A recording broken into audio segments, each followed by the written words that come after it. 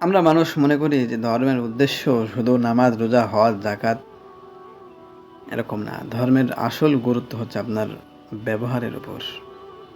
আপনি সুন্দর মানুষ হবেন। কেন দেখেন, জান্নাতে কোনো খারাপ মানুষ যেতে পারবে? পয়েন্টটা বুঝবেন। জান্নাতে কোনো খারাপ মানুষ যেতে পারবে না। তাহলে শুধু আপনি নামাজ, রোজা, হজ, যাকাত করে যাচ্ছেন কিন্তু আপনি ভালো মানুষ হচ্ছেন না।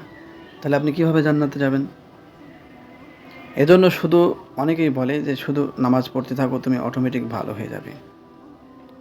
শুধু যদি আপনি নামাজ পড়তেই থাকেন কিন্তু শুধু যদি আপনি নামাজের উপরই থাকেন, রোজার উপরই থাকেন, হজের উপরই থাকেন, যাকাত দিতেই থাকেন, কিন্তু আপনার নিজের ব্যবহারের পরিবর্তনের উপর আপনার কোনো যত্ন নেই, আপনার কোনো খেয়াল নেই,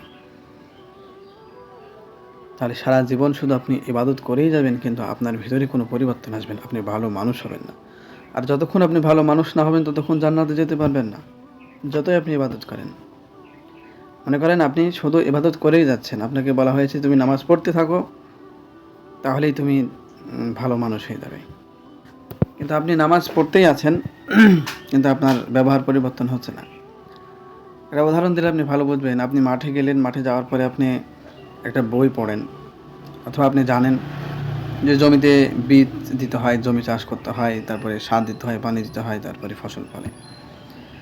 তো জমির কাছে গিয়ে আপনি প্রতিদিন যদি খালি পড়তে থাকেন, প্রতিদিন যদি জমির চারপাশে ঘুরেন আর এই কথা ভাবেন যে জমিতে চাষ দিতে হয়, বীজ বুনতে হয়, জমিতে এই করলেই হয়, প্রতিদিন আপনি শুধু বলতে থাকেন, তাহলে কি জমিতে ফসল ফলবে? জমিতে ফসল ফলাতে হলে আপনাকে জমি চাষ দিতে হবে, জমিকে বীজ বুনতে হবে, জমিতে পানি দিতে হবে, সার দিতে হবে, যত্ন নিতে হবে। তার ৩-৪ মাস পরে সেই ফসলটা আপনি পাবেন। ঠিক সেরকম শুধু আপনি নামাজ পড়ছেন, শুধু আপনি জ্ঞান অর্জন করছেন, শুধু রোজা রাখছেন, শুধু হজ, শুধু যাকাত, কিন্তু আপনার ভেতরে কোনো পরিবর্তন আসছে না।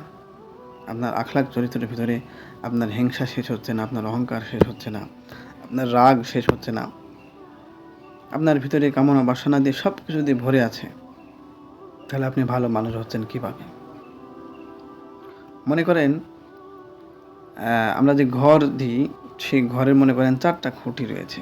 ইসলামের যেমন ৪টা স্তম্ভ, ইসলামের যে ৪টা আসল নামাজ, রোজা, হজ, যাকাত, তো এই ৪টা স্তম্ভ শুধু যদি আপনি ৪টা স্তম্ভের উপরই ঘুরেন, এক খুঁটি থেকে আরেক খুঁটি, আরেক খুঁটি থেকে আরেক খুঁটি, আরেক খুঁটি থেকে আরেক খুঁটি, তো শুধু সারা জীবন ঘুরতেই থাকবেন খুঁটির উপরে, পরিপূর্ণতা কোনোদিন কিন্তু আপনার এই ঘরের হবে না। কেন? কারণ শুধু আপনি